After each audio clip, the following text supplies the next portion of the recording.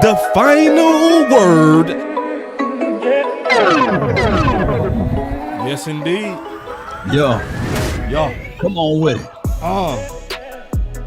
Law, I'm just so used to you having a new button. You ain't got no new button for me. Man, hey, they haven't did nothing new until today. They signed a Royce Freeman. Yeah, man. Let's go ahead and start teasing, man, the draft. Let's go ahead and start teasing what's going on. We just talked about, if you don't mind. Oh yeah. Well, for those who don't know, man, we will be having a blast, man, out here at Shakerton's in Arlington. It's 1409 North Collins Street, and the reservation for the nation is 682-248-3545. Meet us there, and you'll be live with us. Come on with it. Let's get it.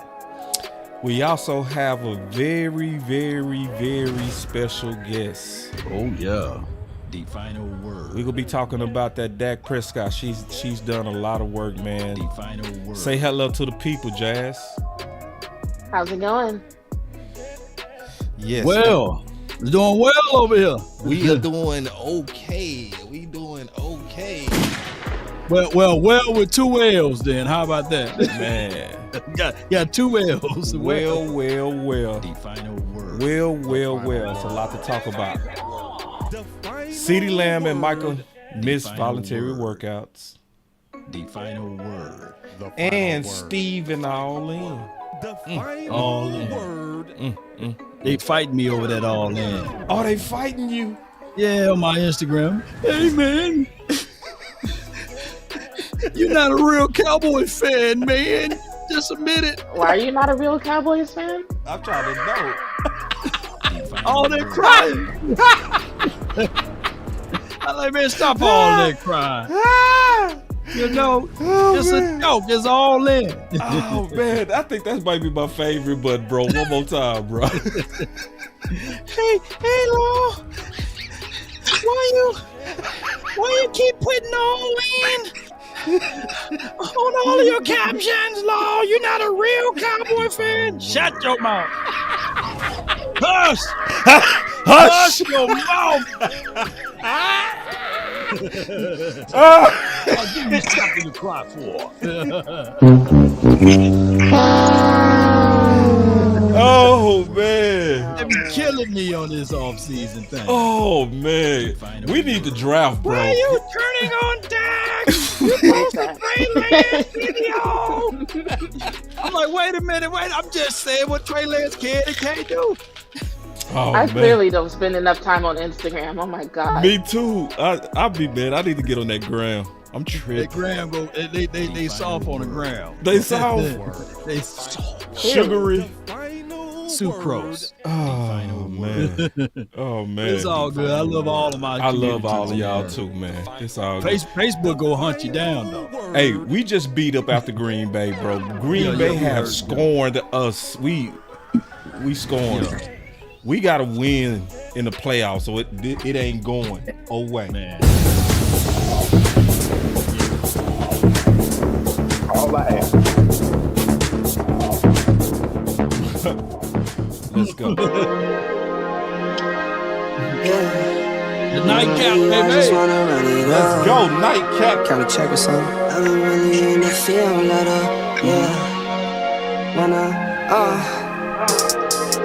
I've been really in the field, love the rush, I love the feel. Lately, I just wanna run it up. Don't need no deals, I make the deal. Half a ticket to a meal. Lately, I just wanna run it up. Kinda check or something. Lately, I just wanna run it up. Count that too, count up. Lately, I just wanna run it up. Need them ones, I need them fives, need them tens, I need that change. To the safe, got blues inside. Greens and pinks, it's all the same. I still sit and roll my change. Take some losses when I play, charge it to the game. I'm with L, yeah, I'm with T Black, I'm with Reverend now. I'm with Bay, yeah, I'm with J, yeah, I'm with Chuck and now. Still the same, not switching sides, now it's about loyalty. Used switch sides off for the bag, and that's worth more to me. Let's go. I mix Nike with designer, I experiment. You just rock what's on the shelf, and I'm not feeling it. Search for the one, but baby girl, it's nothing real as this. Can't trust a soul, I keep a hammer, call it Too legit. I've been really in the field, love the rush, I love the feel. Lately, I just wanna run it up. I'm gonna post a flyer to your DM, and that way we can repurpose it that way. Since we got a new guest that's gonna be in there on draft night on Thursday, come on with it. There you go. Yes, indeed. Yes, I will be in the building. Y'all got to some kind of way get me on the flyer. Oh yeah, I'm gonna let him create one right now. I'm gonna text him. Let's go, man. Come on, the OC. We need the OC too, man. If he's available, man, come on down. I think the OC available now, man. He on dropped, Thursday night, he dropped man. about 4 of his jobs. You know, he be having 10 jobs, man. And But you might know the OC knows so many people, man. You might know the guys that run Shakertons and beyond. You know, they got about 5 or 6 of them. Yeah, I met a couple of those guys, Law. But Okay, yeah, so- we'll definitely talk about it.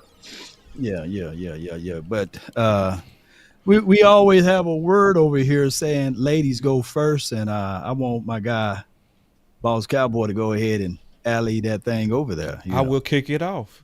So we Go got obviously BLS in the building, and I had to invite her because I was just kind of playing on Twitter. You know, I'm always keeping my ear to the streets on content. I click in and I say, oh my God. I mean, it wasn't just cooking. It was flames.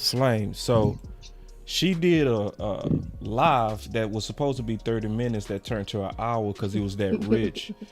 So where she talked about Dak and his case dismissed. So I want you to kind of just lead into it, man. You one of the sisters, you one of the girls. Big just came in the house. So take your time and kind of catch us up. We go ask you some questions and then you go be part of the show. Let's go. Sure. So, hi everyone. I'm Jazz with Bitches Love Sports. Can y'all hear me? Yep. Yeah. Okay, just making sure. Yeah. So I've been on here a couple of times, but hello, Cowboys Nation, to anyone who doesn't know me. So yeah, I've been following this Dak Prescott story ever since it broke, with the situation between the 2 lawsuits that have been filed in relation to sexual assault allegations. So just to catch anybody up who's not completely privy to what exactly happened, last month was when the story broke that a woman by the name of Victoria Shores was accusing Dak of sexual assault.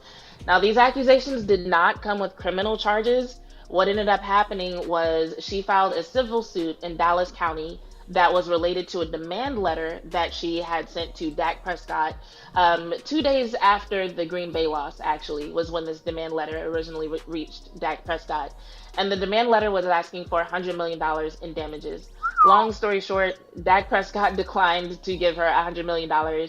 So then she moved forward with making the situation public and then filing a suit. So it's basically like, hey, so basically the situation was like, hey, I suffered damages because I was sexually assaulted. Dak Prescott, give me $100 million. And he was like, no. And so then it was like, hey, judge, tell Dak Prescott to give me $100 million. And the judge was like, okay, you present evidence and we'll talk about it. Essentially, that's like a very like layman's way of putting it. So on the flip side, Dak and his attorney, Levi McCathern, if you've been following Cowboy situations for a while, you've heard that name before. Levi McCathern has represented Jerry Jones. Levi McCathern represented Michael Irvin in his recent situation with the Marriott in Arizona. And so he represented Dak Prescott in this situation. And they filed an extortion suit, basically saying, hey, this person is bringing false accusations against me to try to get money from me, basically. And so we had 2 cases going on at once. And I might have to switch phones, my battery's dying. But we had 2 situations going on at once. We had the suit filed against Dak in Dallas County by Victoria Shores, and then we had the suit filed by Dak against Victoria Shores in Collin County. So I reported on that, and I kind of went into some of the details and why their suits were so different.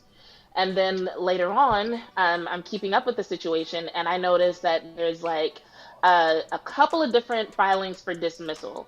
So on Victoria Shores' end, Basically, there was one that was filed by a court coordinator where they were planning to dismiss the case on May 14th anyway. And then later on, she requested a non-suit without prejudice, which basically means, hey, I want to drop this case. I want to reserve the right to bring this up again later. However, I'd like to drop this case now. That was last week. And then this morning, it turned out that a judge actually did grant that motion. They usually do. So the case against Dak that was filed in Dallas County was officially dropped. That case is officially closed, but nobody reported on it for some reason, which is why I went live today. I wasn't planning on going live today at all. But another thing that prompted me to go live was that I looked on the other side of it because I'm like, okay, this case has been dismissed. What does that mean for Dak's extortion suit? And I saw that there's a motion to dismiss on his end as well, which means more than likely that case will also be dismissed. So if anything is moving forward with either of these lawsuits, it's something that's happening out of court or not happening at all. If something is happening out of court, there's really no way for us to know. That's half the reason for them to settle it out of court, because Dak requested a trial by jury. So had it moved forward, there would have had to have been a lot of public testimonials and questionings and cross-examinations that a lot of people do not want to deal with. So there's a lot of reasons that they would have for dropping the suit and settling everything out of court, or just deciding to drop the entire issue altogether. So that's where we are. In theory, there are some things that could happen between now and May 14th when Dak's suit is scheduled to be dropped, but more than likely it'll go a lot like Victoria Shore's suit against him, where it'll end up being dropped and nothing else will be on the public record regarding this, at least for the time being. Let me do something real quick. Man.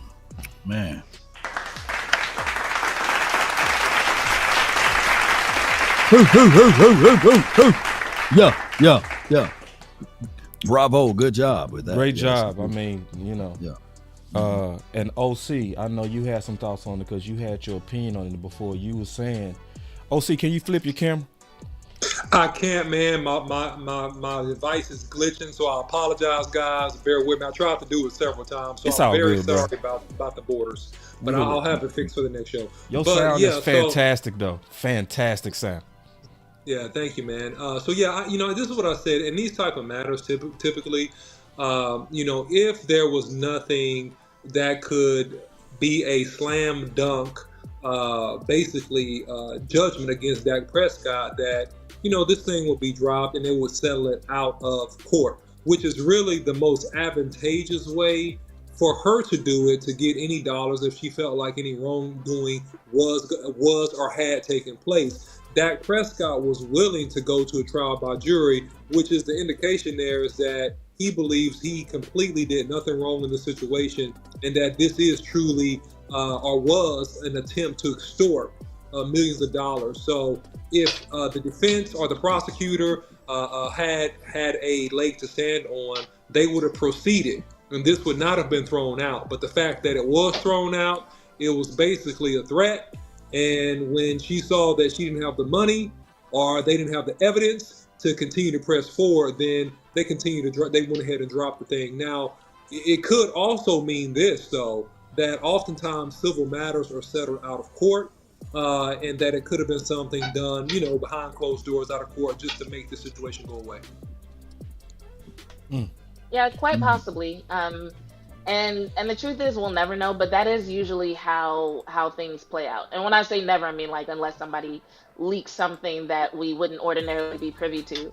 But everything that you said is more than likely what has happened, even from reading the demand letter that she issued and reading the contents of her petition against Dak Prescott. There just wasn't a lot of substance there. She would have had to have a lot more in terms of evidence and or witnesses and other facts in order to go anywhere. And that's not according to me. That's according to several people who are in the know and who are legal experts or legal professionals who all looked at the situation and said, yeah, there's simply not enough here. And so, yeah, it would serve to reason that she kind of had to drop the suit if everything she included in the petition was all she had. It would serve to reason that the case would be dropped. And to give a little bit more color, about this, typically in civil matters, and, don't ask me how I know this, but typically in civil matters. How you know this? It's no. We're not even going there. I know this because of life, but I'll tell you this. Oh wait, you good, bro? I'm messing with you. Yeah, but typically in civil matters, it's a 51% prove all, right? And so this was a civil matter, so she couldn't basically prove in a court 51%, like that it was likely that something happened. It's 51%. Criminal is beyond a shadow of a doubt. So Right. it's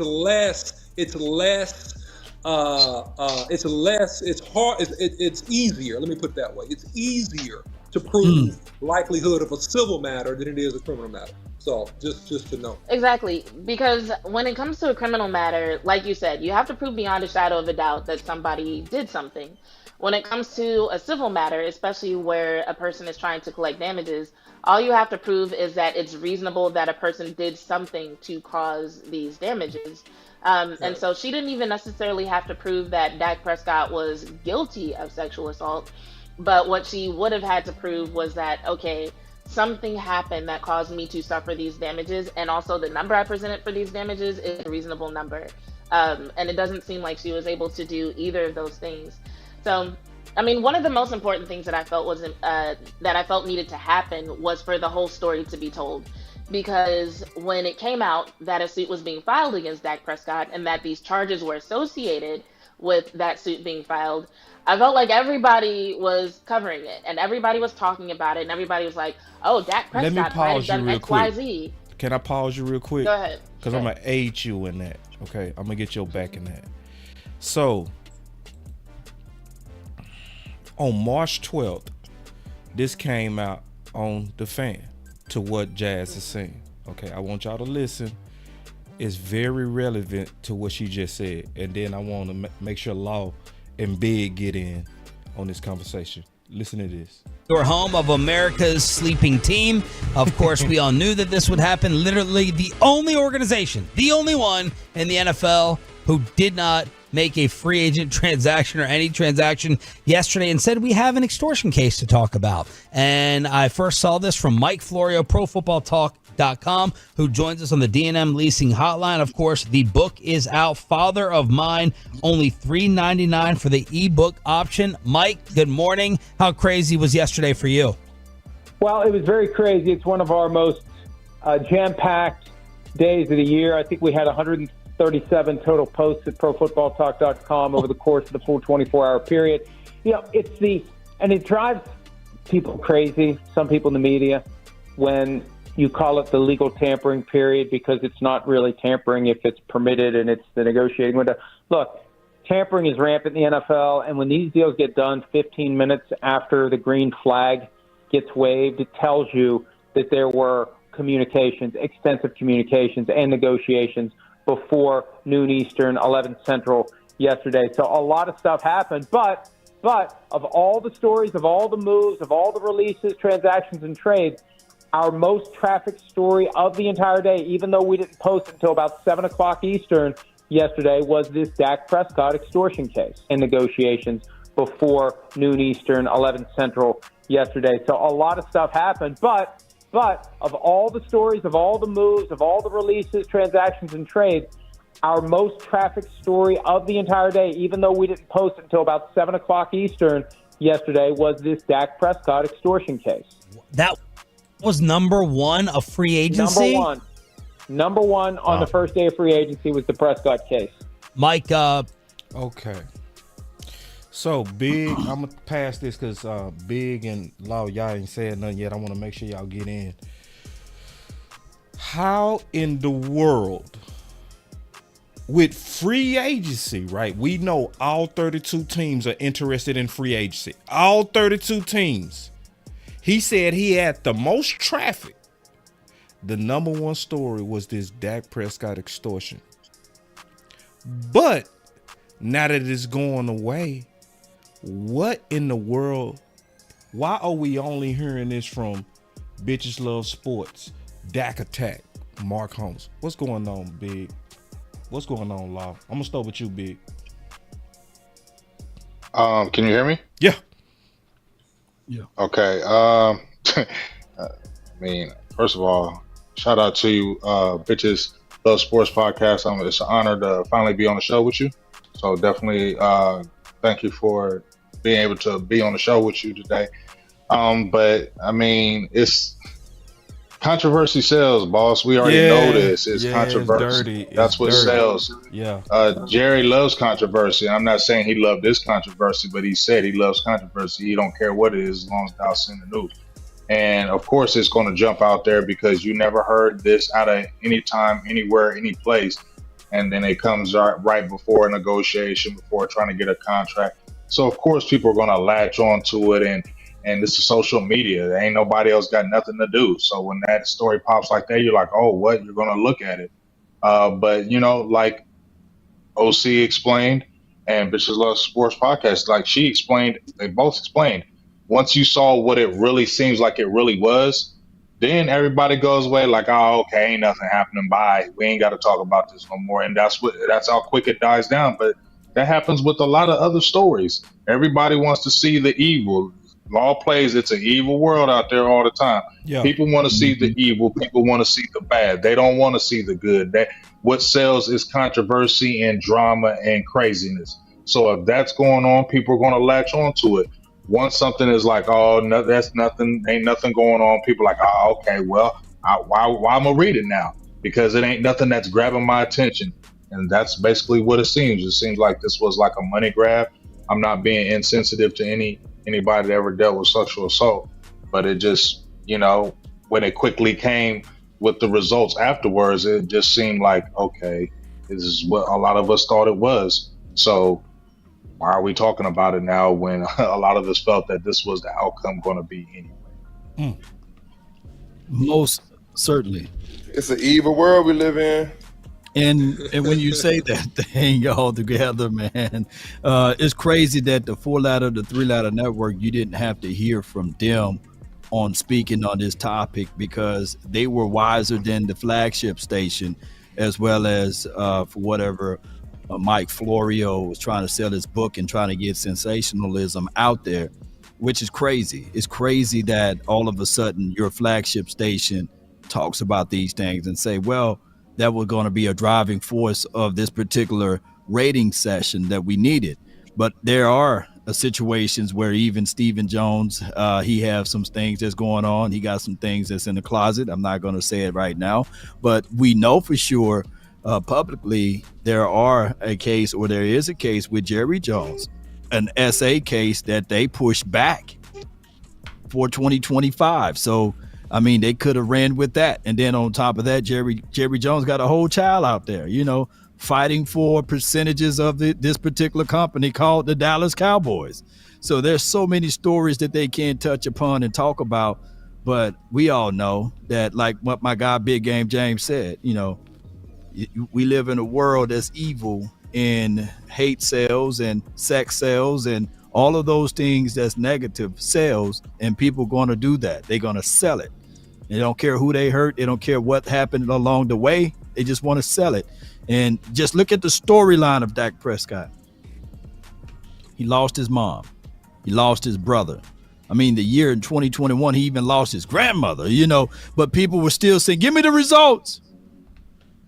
Give me the results, even with a poor calf. Remember just last year, Joe Burrows, he had the same calf injury. And they were saying, well, you know, the reason why he's not playing up to the kind of caliber is because of that calf and he's not able to step in on his throw. Well, I was like, excuse me, in 2021, he had the same calf injury and that wasn't even a talking point. They were like, hey, give me the results. Give me the results, Dak. We don't care if meat was falling off the bone. No, did he? You know, so, hey, they just said, give me the results. And that's just what it is, Cowboy Nation. We just got to sit back and watch the storm as it processes. That's how it goes, unfortunately. That's how it goes, unfortunately. I'm going to get the OC and Jazz back up. I want to play something to your point because I think you queued it up perfect, too. Because I've been learning this week, man, a whole lot.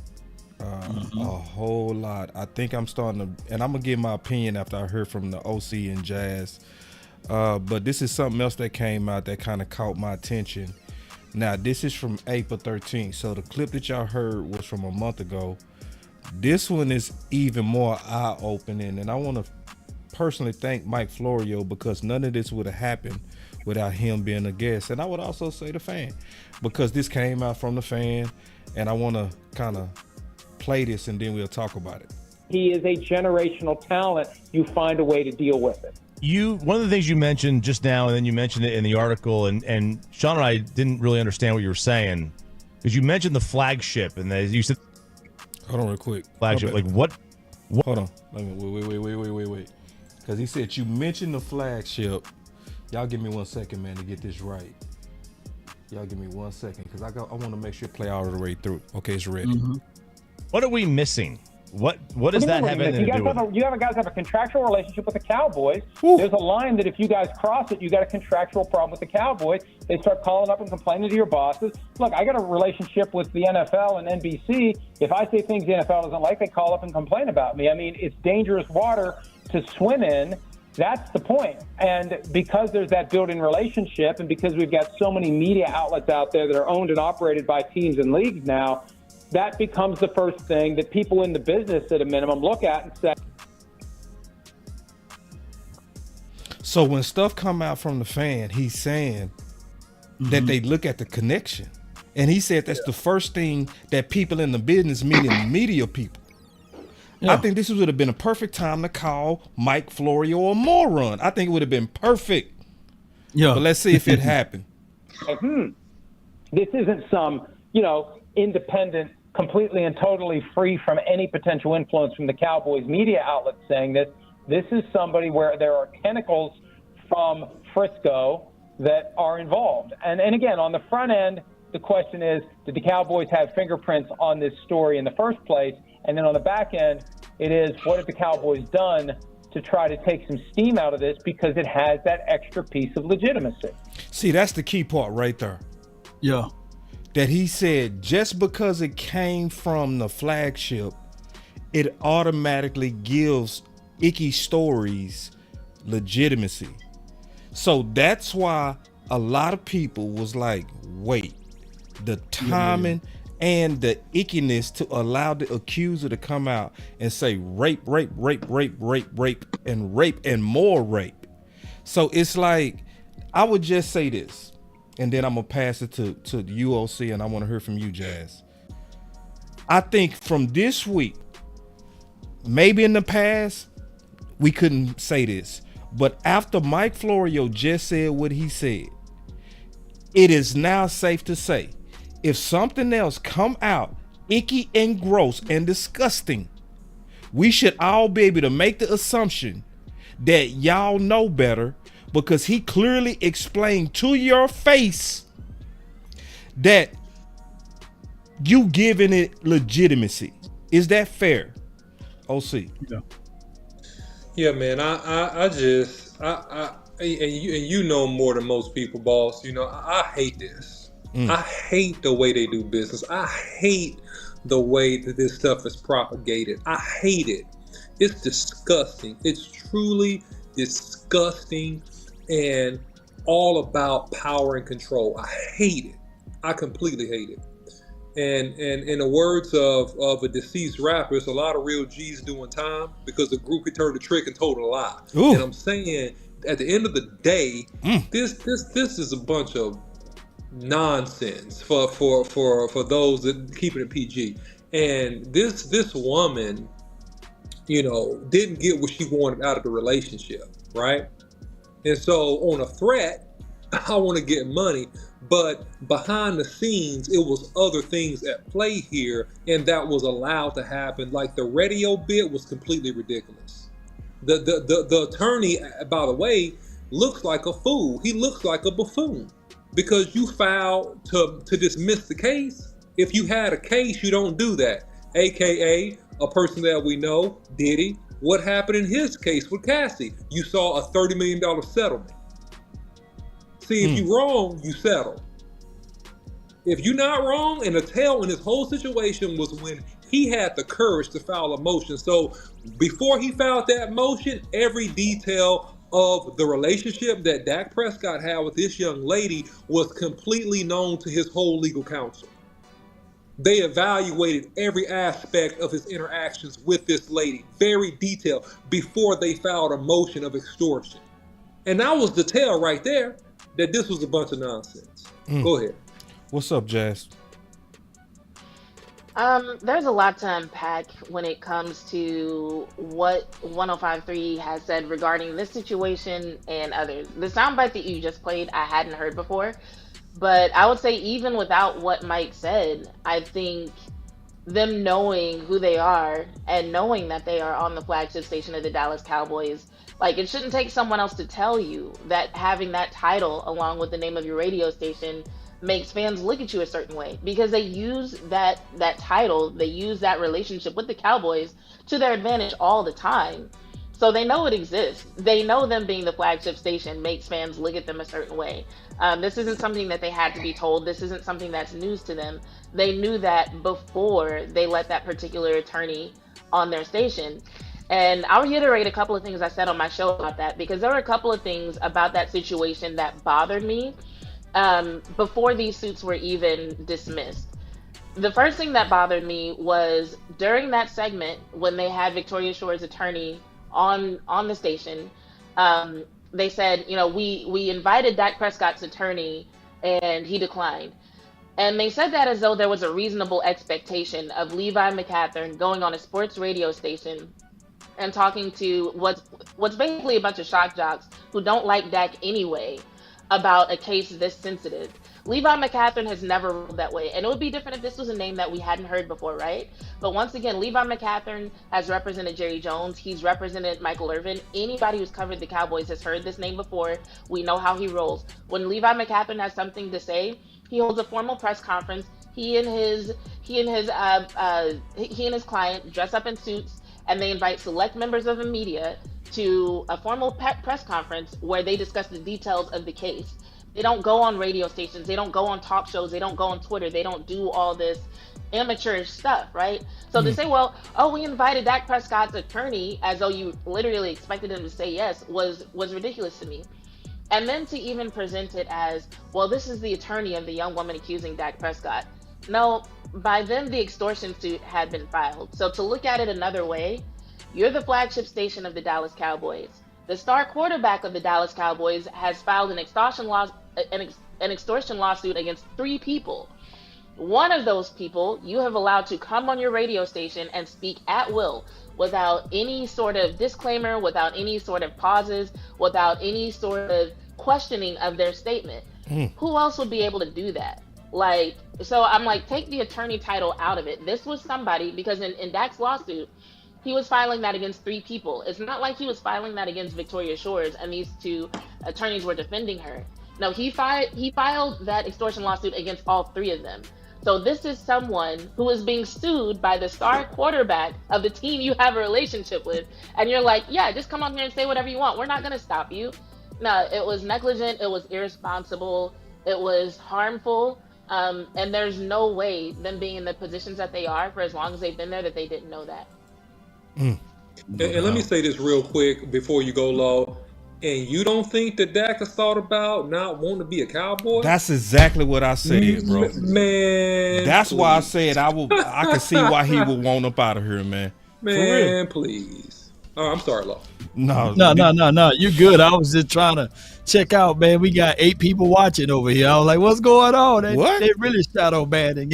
but it is what it is, man. I know this topic can be, harsh for the community or harsh for the YouTubes or what have you, but it need to be spoke upon regardless of it, and my thing is, ladies and gentlemen, boys and girls that's listening, is that we just got to move correctly, and we got to make sure we secure ourselves and always be willing to tell the truth, even though it may hurt someone.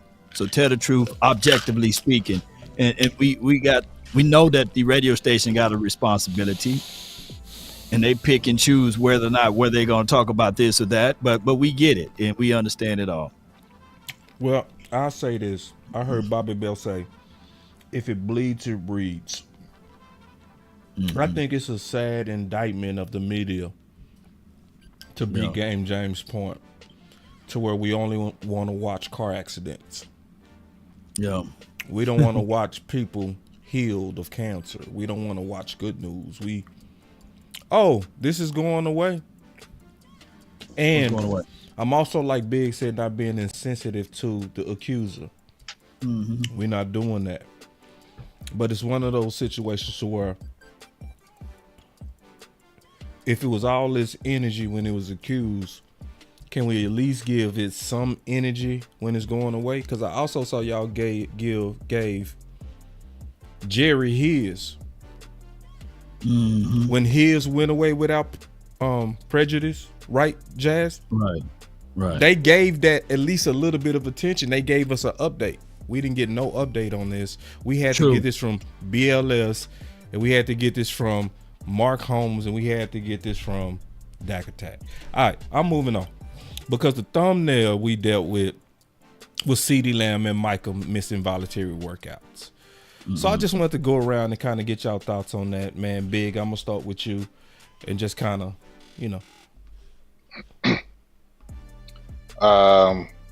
This is not abnormal. This is normal. I don't know. I'm not trying to be funny, but I don't know why we're talking about this. Okay, we can move on. Because this is very normal. This is a very normal situation. Well, damn near all players do. Right. If people are freaking out about this, then something's wrong here. Exactly. Because Justin Jefferson is doing this, man. It's just like this happens. They all do it. They all do it. This is part of, and this is not necessarily, honestly, see, this is the thing I'm gonna say. This is not necessarily making Steven and Jerry the bad guy this time too. Not this one, just being fair. Because sometimes, some of these things take time, some of these negotiations take time. But I want to get your thoughts on that, Law. Just your thoughts on them missing out on the voluntary workouts as we go through this nightcap. I know bull sugar when I see bull sugar. When we start talking about the fact that they say, well, there's nothing to do with their contracts, man, I think it's have everything to do with their contracts. So you mean to tell me if CeeDee Lamb and Micah Parsons were rookies, they can just skip OTAs? You mean to tell me if they were in their second years, they can skip OTAs? No. I think that, and I know I got some flack when I said this. I know for sure that my guy, Dak Prescott, is a company man. He's going to stand firm and he's going to go to every practice, every OTA. And this is not me throwing any shade at Dak Prescott, but just imagine if he didn't show up, what would the storylines would have been? The guys with the big three in a contract situation not showing up. They can all say they go into their personal individual sessions to work on themselves. But no, Dak Prescott choose to go. And I get it. That's also can reflect, it's a sign of leadership as well. Meaning that regardless of the obstacles, regardless of what's going on, far as the sensationalism with the SA charges that was brought upon me, and especially the contract that's up, I'm still here through the midst of it all. So it goes both ways with this. But I can tell you that organized team activity, they are voluntary. But also, you got to understand that there's also a line within a line. Micah Parsons, I know for sure he heard the news and the rumblings when they were saying that people within the organization, he was wearing thin on them. Well, he could be. And that's why he's not there and saying, hey, I'll work out by myself. I can't wear thin on nobody if I'm not there. But keep this in mind. I know I'm long-winded. But keep this in mind. Mike Zim, this is his first meeting. You don't get a second impression. That's why I call first impression. So Mike Zim, who's going to be installing stuff and trying to get these guys on the same page, it will be wonderful for him to meet up with Micah Parsons.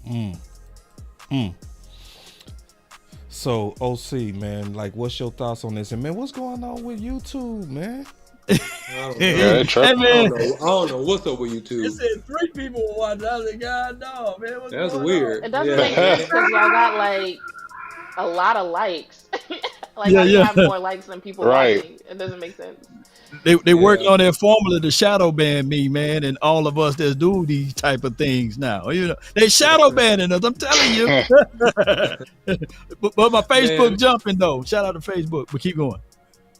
Yeah, no, I mean, all I was gonna say is I absolutely love it. I'm glad they missing the workouts. I hope they miss all of them. That's what Get 'em. I hope they miss. I hope they miss all of them until they get to the place of seriously talking to these guys about their money. Man, this is a tough, hard game. Careers are ended in a split second, in a play, in a moment, in a practice, in a game. And man, CeeDee Lamb has earned the right to have a conversation about his compensation, especially with Devontae Smith from the Eagles getting that $75 million 3-year contract, $50 million guaranteed. And he's the number 2 target at Philadelphia. He's the number 2 target.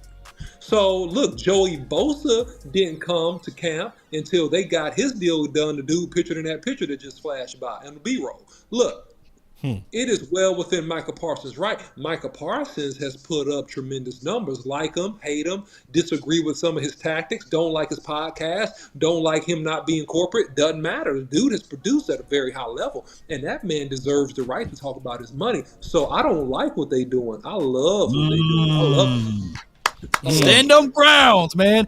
Yeah. If Aaron Donald had to hold out to get his coins and bags, what makes them think that they don't have to? Yeah, the NFL. See, I'm glad you brought that up, and I hate that I'm skipping y'all, but I got to say this. I ain't tripping. It's literally billionaires versus millionaires, right? Oh. In the world of the NFL, they got these people thinking that the millionaires shouldn't be doing this, and the billionaires are getting hurt because they, you know what I'm saying? Because these guys don't want to come out to OTAs and mandatory practices and etc. No, every play, and I'm not using this to be coy with anybody, but every play a player is a Ryan Shazier hit away. I'm talking about they are wheelchair bound a hit away.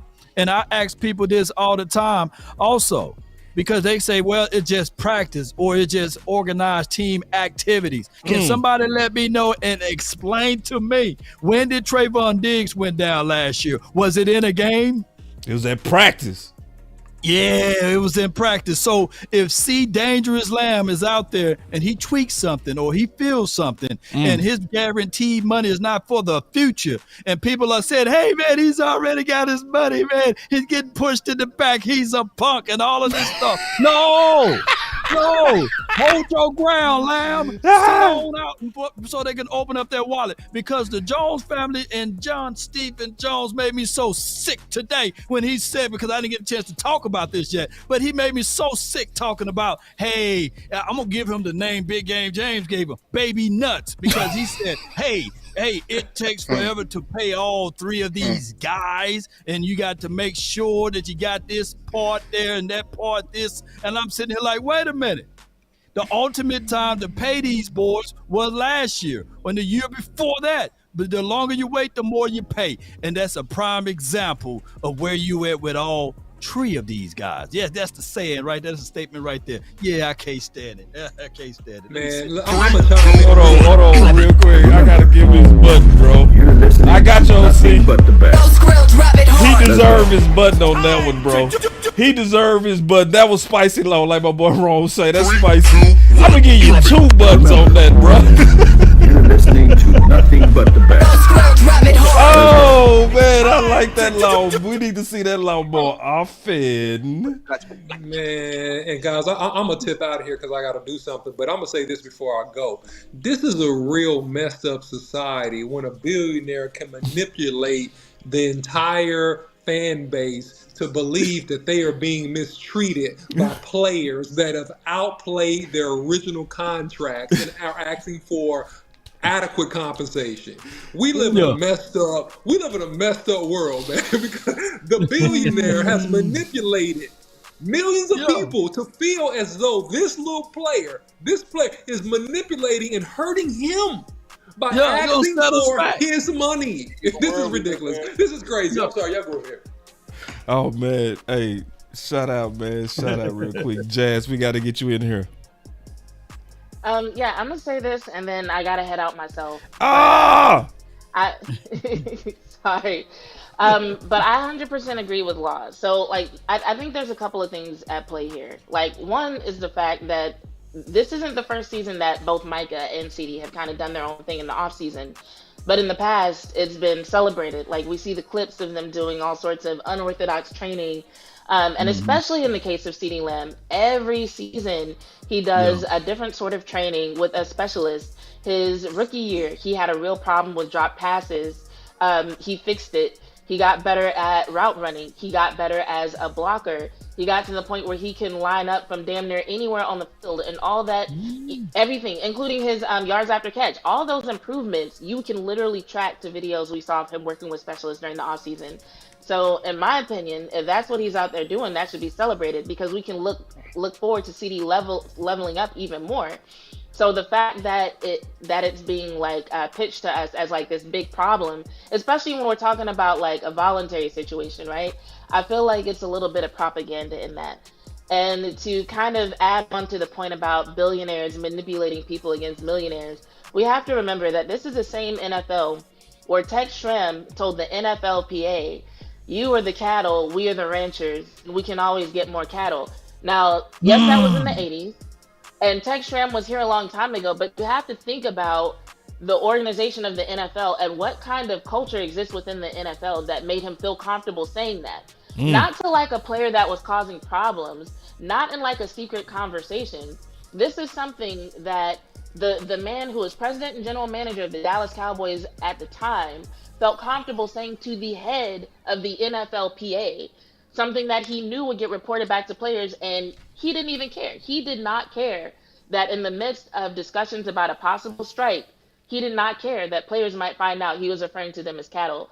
So I think we have to think about what that says about the culture of the NFL, and whenever we start questioning what players are doing or not doing when it comes to getting their money, I'm like, no, that's how they think of you. Do whatever you need to do. I 100% whatever a player feels like they need to do to get whatever money they feel like they can get, absolutely get it. Because it's like, how can you sit here and watch billionaires become even bigger billionaires using not only the bodies, but the prime years and the name and image and likeness of these players and say, you don't deserve to make millions off the same thing they're using to make billions. Like, make it make sense. So like anytime I come across somebody who doesn't support players getting their money, I question them. I'm just like, okay, what are your real values in life? Because it doesn't make sense. Either you are a billionaire or you're extremely ignorant.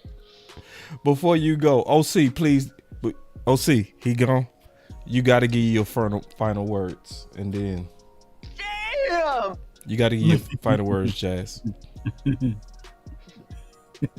Jazz, we got to get you. Oh, I'm going now? Yeah, your final words. Summing up your thoughts. In general, I think this is just a time period where we as fans and as consumers, like whatever the story is, whether it's about Dak Prescott and his legal situation, or CeeDee Lamb and him not attending workouts, or Micah Parsons getting on people's nerves, I think we need to be a little bit more diligent in asking ourselves, where is this information coming from, and what is the motivation behind it being fed to us? And why is it being fed to us now? Like, what the person who's saying it, what do they have to gain? Because I think there was a time when we could just kind of trust certain people, and because of their proximity to the team, because of the title that they had, we could kind of trust that they wanted to inform us and report stories in a reasonable and balanced way. And I feel like that's not the case anymore. And so we as fans, we just have to start doing our due diligence to really ask the questions that need to be asked, because we're not going to be automatically given the information that's most important. So be a good fan. Ask the right questions. Man, we got to clap it up for you. Thank you for being ready. At a notice. Yes, y'all make sure y'all clap it up for her. Y'all throw some flames in the chat. Lord have mercy. I mean, Lord. I'm sorry. I got distracted. I just started fantasizing. I got a new drop for you. I knew you had a drop, bro. I knew you had a drop. There you go. That's my girl right there, Jazz. Hey, I gotta say, so Jazz, y'all have a good night. You take it easy, man. She killed it. Absolutely murdered it. Left no mercy for it. So, yes, indeed. So we obviously got to bring her back. She obviously knows her Cowboys info, but then she's sharp as a tack. She just showed out. All right, so kind of getting, to the Stephen Jones thing. Let me play Stephen Jones real quick. Oh, you got the audio. Yeah, y'all know I got the audio, bro. Boy, you slick. You slicker than a BB, man. Come on with it. Yeah, I got to give y'all the whole audio. So we gonna start. We gonna start from the very beginning and just let it ride. This is obviously from KNC Masterpiece. And they say the views are glitching, so okay. They say it's happening to everybody. I said, man, it got literally three on YouTube. It's us three. Keep going. Man, that's crazy. This show fire too, bro. This show is fire. Man, this is not the one to miss. All right, but here we go. KNC Masterpiece right here on 105.3 The Fan. And right now, we bring to you Dallas Cowboys Executive Vice President Stephen Jones. Good morning, sir. Good morning, guys. How you doing? We're doing pretty well, and I know we're going to talk about the draft quite a bit over the next 2 weeks, but usually we get a chance to catch up about the offseason. In this first one, I am really curious, and I've heard some of your comments in the offseason. Is there any part of you that wished Jerry specifically wouldn't have said all in? Because that no? Okay. I think if you're not all in this league, you're all out. And I don't know of any of the 32 who aren't all in. And, everybody can have their own definition of what that means, but I've never not known us to be all in, nor have I known anybody we compete against not to be all in. It's, they have different strategies as to what that means. Right quick. Mm-hmm. Now, so the cocaine's happening. When does that crack come into play for you? You stupid. You are. Along with the something wrong with you. Something wrong with you. He said he never known a year. Come on, man. I'm Kool-Aid. You are fake guy. news. I'm the stirrer of the Kool-Aid over it's here. It's all fake Come news. On, man. It's phony stuff. It didn't happen. Oh man, man. Keep going. At the end of the day, if you're not really all in trying to figure out how to put together a championship football team, then you shouldn't be in this league. I definitely understand your point about different teams having different methods. For the Cowboys in the offseason, the different method that y'all went was spending by far the least amount of money in free agency. What would you say to the Cowboys fans who do not believe that y'all have spent this offseason building a championship roster? Well, at the end of the day, you always can only, and we spend max money, year in and year out. Oh, you see this guy? Number one bullshit guy. He do the wee woo. All 32 can only spend the same amount of money over a 5-year stretch. And when we're all said and done, we max out our salary cap every year, and we will have done that. And what comes with having a good roster, which we do, and we also are looking towards signing our own guys. It doesn't mean it happens overnight, but when you're wanting to sign players like Dak and Micah and CeeDee, then that certainly you have to hold money back if you want to have a realistic chance at signing those guys. Get your damn act together. Oh, you see this guy? Number one bullshit guy. He do the wee woo. Can you kind of walk me through? Man, we hit those two buttons at the same time at the right time. Stop the cap. Stop the cap right now. Stop the cap. That joker talking about he spent the max money. And he got a hold money. He said he got a hold money. No. Look, Jerry and John Stephen Jones, the biggest part of the problem with the Cowboys are the way they spend the money. If you look at Devontae Smith's contract, and if you add inflations, it is the Michael Gallup's contract. You get both of the contracts. They don't look. If you want Dak Prescott at $50 to $51 million, you would have had to pay him a year or so ago. Right before they start doing all of that. So now, naturally, it's always a race to the top. is always when it's time for you to get done, your deal done, you're going to have to pay a little bit more if you wait a little bit late. Right. That's just how that goes, That's unfortunately. just how it goes. Look. I wish I had my guy still on the OC. I had a guy that really was looking to buy a house in Dallas, bro. It was in Prosper, Texas.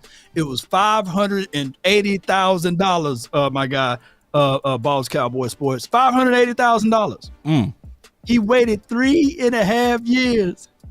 Guess how much it is now? Ooh. It ain't 580,000. It's way up there to 900 and no. It was $1 million. Yeah. But he waited too late. He could have got in at 580. So that is how, unfortunately, the entirety of this particular league. If you wait late, you're gonna pay more. Go ahead, Big A. Go ahead. I think this is just a situation. I don't know if Tuck has said it or maybe other people have said it, but I think this is a situation where Cowboys are conservative. They're scared. They don't want to be the first out there because they have the fearing of overpaying. So if they're the first out there and they're the first one that jumps out there and makes the signing, then they feel like if that player doesn't live up to that, then they feel like they got burnt. Rather than if they wait for the other guys to get paid and then they pay, they feel like, well, we paid the market value. You get what I'm saying? So it ain't hurting them in their eyes because the market was already set and we just followed what the market was doing instead of us setting the market. Because remember, if you always listen to Stephen Jones now, he said we ain't about setting the market. He says that clearly. We're not about setting the market. So that's why they wait. They wait for the other players to get signed first, and then they go from there. And so they rather pay more later rather than feel like in their head that they paid more and set the bar, and then the player didn't live up to that bar in their eyes, and then they looking frustrated, and they don't want to look bad. Well, I think it's more Stephen Jones don't want to look bad in the media now. You get what I'm saying? Like, he's scared to look like he's made mistakes. You feel me? And this job was just given to you. You ain't really, I'm going to keep going back to it. You haven't earned this position. This job was given to you. Nowhere does it shows where you were a scout. Nowhere it shows where you did anything with football, except you played and you were on special teams and a part-timer and you feel me? And you were a chemist. That's what your major was. I don't see no major in football. I see major in chemistry.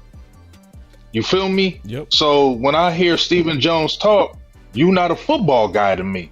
So that's why I don't listen to you. You are a money guy, but you a cheap conservative money guy. And that's always, in my opinion, when we look at the players that Dallas picks, right, from the draft, I made a video about this. I don't think the Cowboys draft great. I think they draft good. I don't feel like they draft great because if you really go back through the last few drafts, they haven't been great drafts. They had a good one last year and, 2021 and 2020 was good. 2019 ain't none of them on the team. 2018 ain't none of them on the team.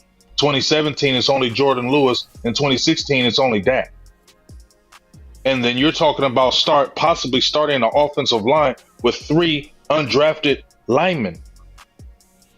And Brock Hoffman, maybe TJ Bass, and Terrence Steele. Where do we think that is going to get the team over the hump? Because let's look at it. Was Marquise Bell drafted? No. Nope. Look at all the players that the Cowboys rely on from the 4th round on. Bland. Bell. Steele. Not hating, but these guys are all Wanye. late round picks. Wanye. Shout out to Wanye. Wanye. I mean, boy, you I'm not hating now, big game, James. And you know what it is? Steve, you're right on that, bro. You right on it. Go ahead. No, go ahead. No, I was saying that, you know how Stephen Jones got this philosophy and theory that in free agency, you pay bad players like they're good and you pay good players like they're great.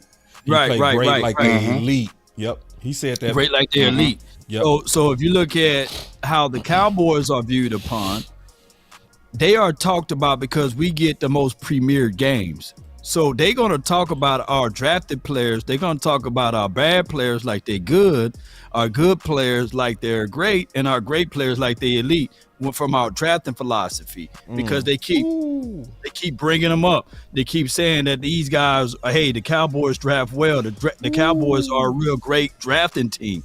But think about this.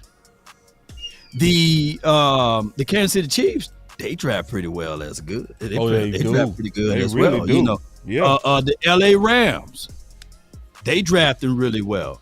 The Detroit Lions last year, they drafted the Texans. So we're not the only ones that's in here that's saying that, hey, we drafting pretty well. There's other teams that draft pretty well. Plus, they do the free agency thing, and we're not doing that part of it. And that's where the problem is because if you're going to lean on your draft, you're going to have to also lean on inexperiences and also those things, whereas it takes time to develop. That's why they say you are a draft and developing team, meaning that when it get down to the playoff time, these boys may have lack of experiences, or they may become a shell of themselves in these bigger moments because they've never been there before, because they all knew. Phenomenal point. Phenomenal. And also, just to bounce off of that, Law, just like I said, when we play these teams, right? When Dallas plays these teams and we lose to these elite teams, look at why. A lot of times we have good players in positions, but those other teams may have more elite players than us, and it gets exposed. Y'all played the game, right? Yeah. Boss, Law, you played the game. Yeah. I've coached and played, and we've been on teams, or you may have coached a team where you were damn good, right? But you knew when you went against them one teams. Yeah.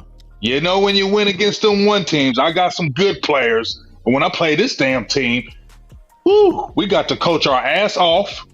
We got to play damn near perfect football, because if we don't, we're going to get beat. And that's what it feels like with Dallas. Like, we know we're going to beat certain teams.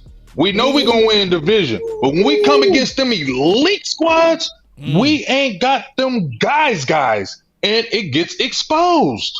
And if you're not coaching greatly, and if you're not playing damn near perfect football, it falls off the rails. And look how it happens in the playoffs with us, y'all. Well, I got an example for you. I grew up, our school went from 4A to 5A, so we was a 5A school. And whenever we seen a 2A or a 3A school, they may have one or two guys that light them up.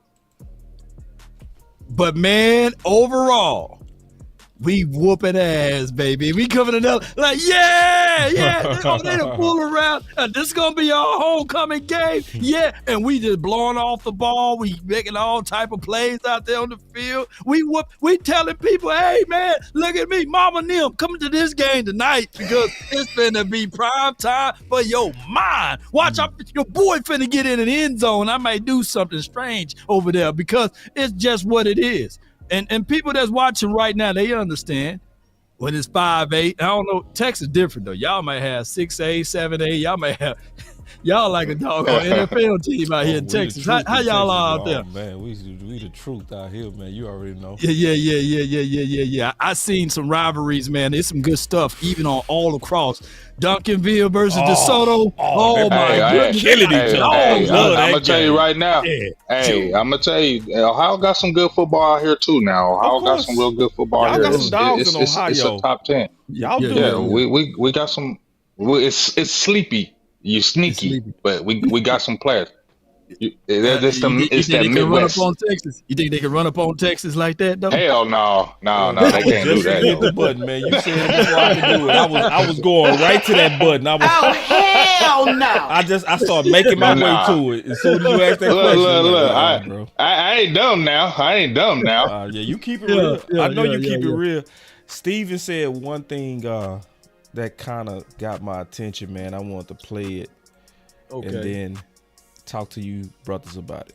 Okay. Steven, is the concern at offensive line, like we've all been very concerned about it, is that overblown, or do you feel that is an area that needs to be addressed? Well, we just think you have to continue to evolve as an offensive line, and certainly you hate to lose a player like Tyron Smith, who's going to, in my opinion, be a Hall of Famer. I think he's going to be wearing a yellow jacket, but at the same time, unfortunately, Tyron's had to miss a lot of games, and at some point you have to make those tough decisions. Certainly, you hate to, you hate to lose Tyler at center in terms of, what he had done for us, but at some point there, if you got to make a tough decision that we can, have him go to another team, and we can replace him hopefully, and have a center who's better. And we like the young guys that we've brought in here over the years. Not unlike Connor McGovern stepped up after being a backup. For 3 years, he stepped up and played really good at guard, and then got awarded a contract in Buffalo. We have guys like Let's Go and Stop the cap. Stop the cap right now. Oh, you see this guy? See this guy? Number one bullshit guy. He do the wee woo. Well, let's go. How you knew I was gonna play that, bud? How you knew I was gonna How did you know I was gonna pause once he said, well, let's go? Hold on, let me keep going, bro. Awesome Richards, and young players that are on the come. TJ Bass played really well for us last year. So obviously they're guys that our fans aren't as acquainted with. Oh my God. We didn't watch the tape. You don't watch tape. You don't know your own. You don't know your own fans. You don't. You showing you don't know your audience right there. Cowboy Nation is aware of everybody. They know the name of the equipment manager. And so, but you know what, boss? When he says that, I didn't mean to cut you off, but just how you said that's the type of stuff that bothers me, because see, just like you just said, this is social media. This is the day of, we know everything. There's nothing hidden anymore. So, and the way these Cowboys fans are on social media, we definitely know about all the players. So to me, you're basically disrespecting and talking stupid to us. Yeah, like they just don't know. They just stupid. You just don't know. We got you. You just don't know. We know. You don't know, bruh. Stop that. How do we not know this?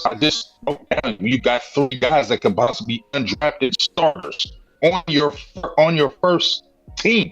You could have 3 undrafted players. I mean, I don't know about them. We don't know about them. That's the disrespect how they come out.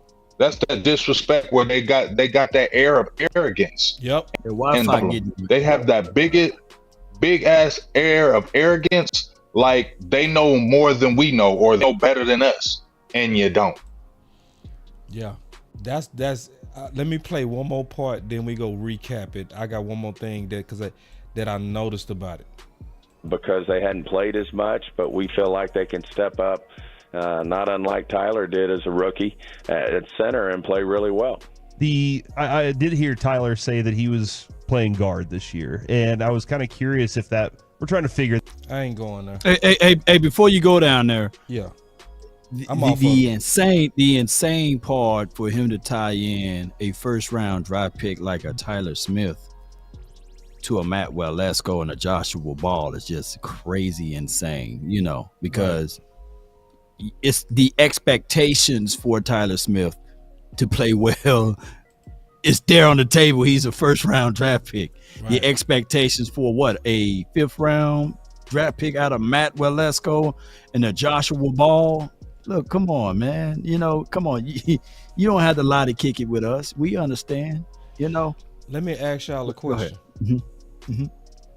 Did Matt Waletzko play? Nah, it's shoulder. He came in one game, 1 or 2 games. He hasn't seen a regular season game yet, has he? No. I thought he played in that game when we scored a touchdown. He ain't played he ain't playing a regular season game, dog. Well, he haven't played then. Yeah. Jeez. Okay. Did Chuma play? Yeah. Hell yeah. Why? Did anybody notice they never mentioned free agents?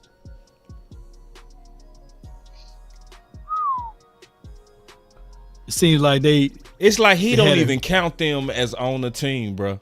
Wow.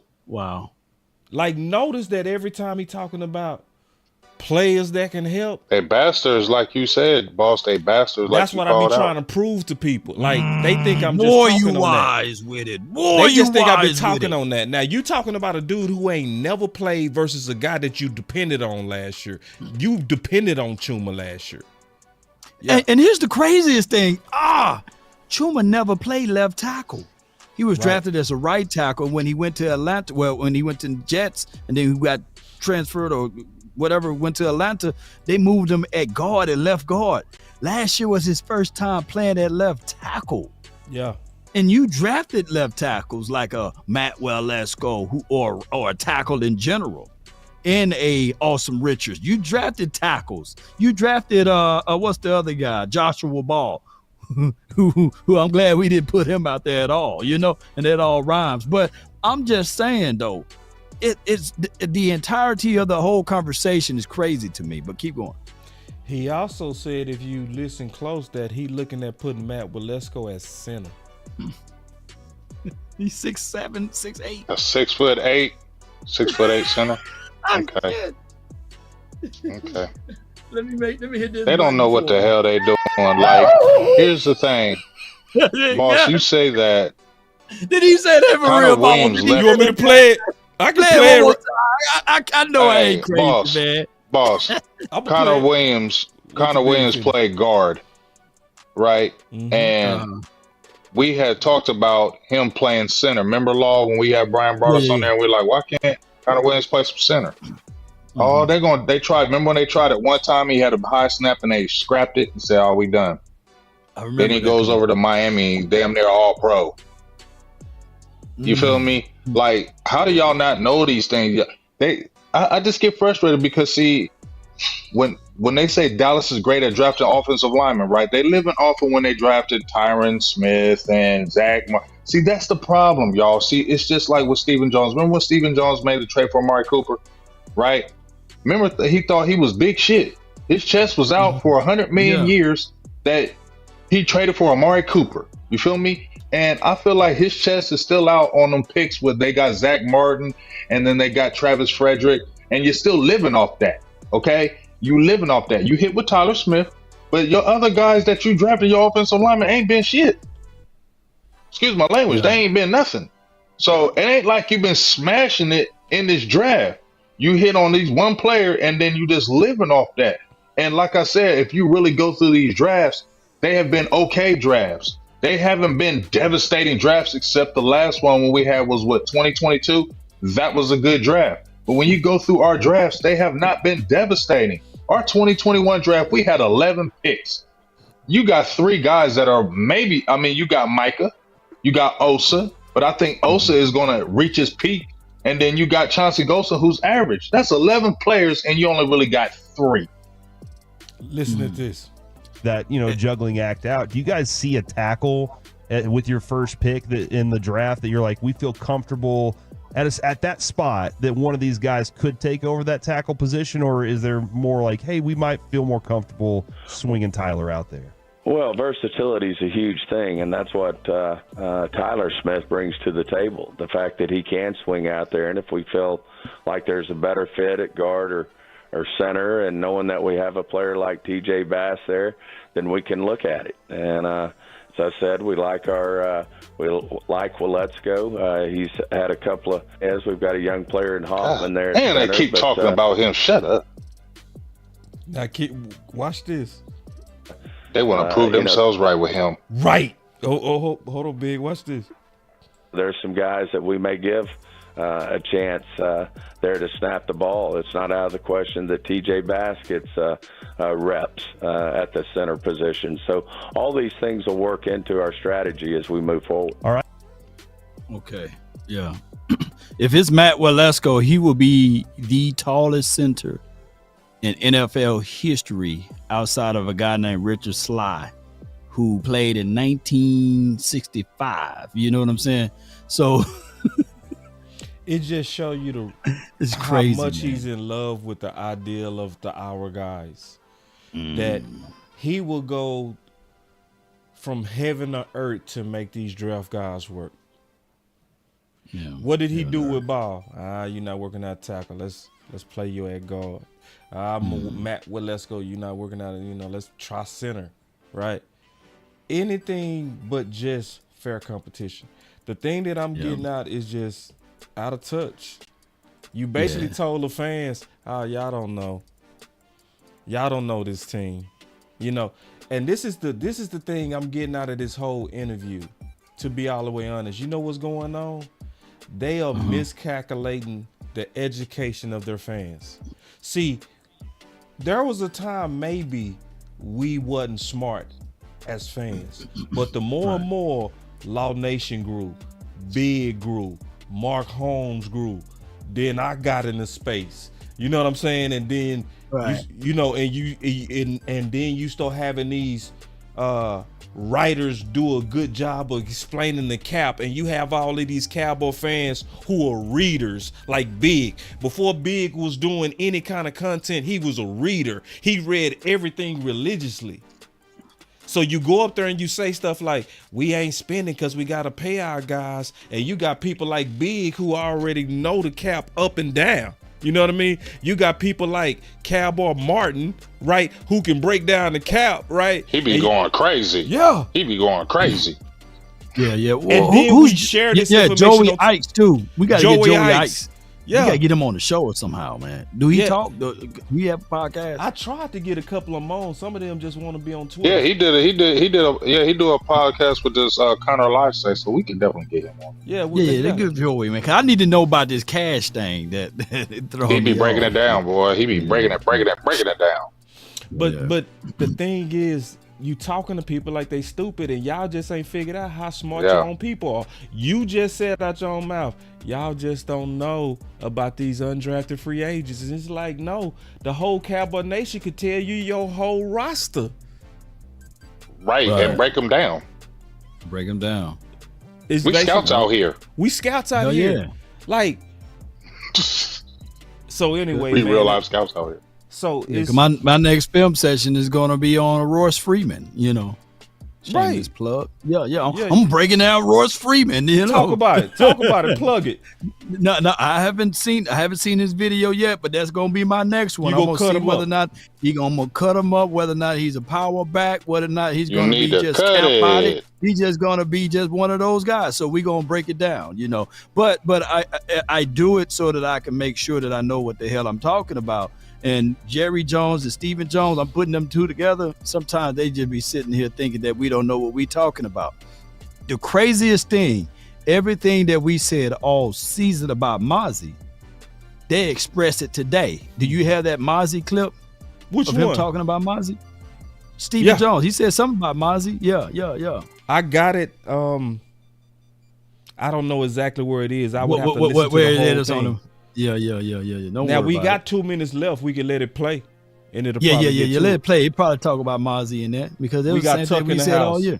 Yeah, shout out to my boy said Tuck, that man. Mike Florio. Yeah, bro, Mike Florio. They can no longer say Tuck. Oh man, we know us. No, he told you to your face. When it come out from your station, you give it credence. Yep. So going forward.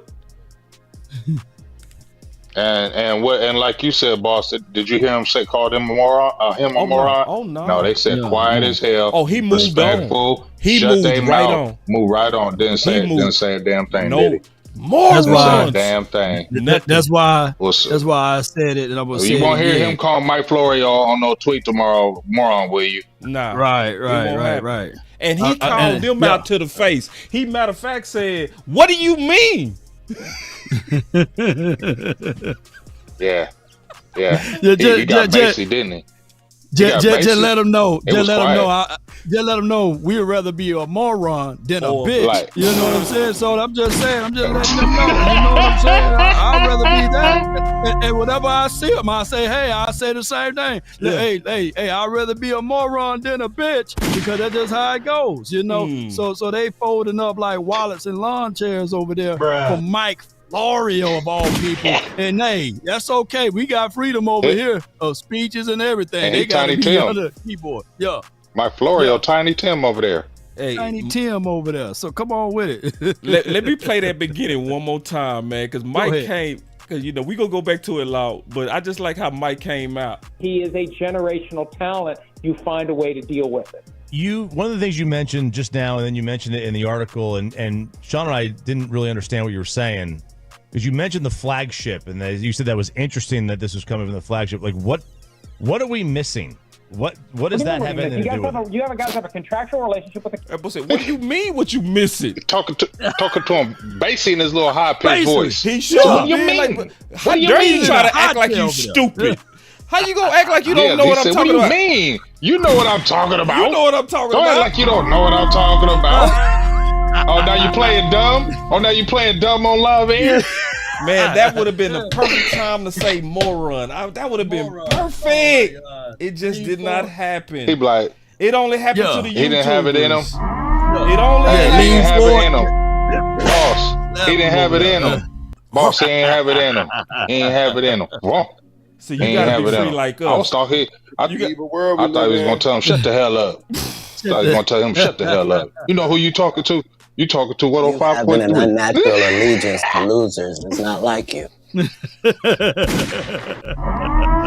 said, "What do you mean?" If YouTube start tripping again, bro. If YouTube start tripping again, bro. We know what it is. We know what it is. Bruh. It's like, for real. It's one of those. You can't handle the truth. You want answers? Yeah.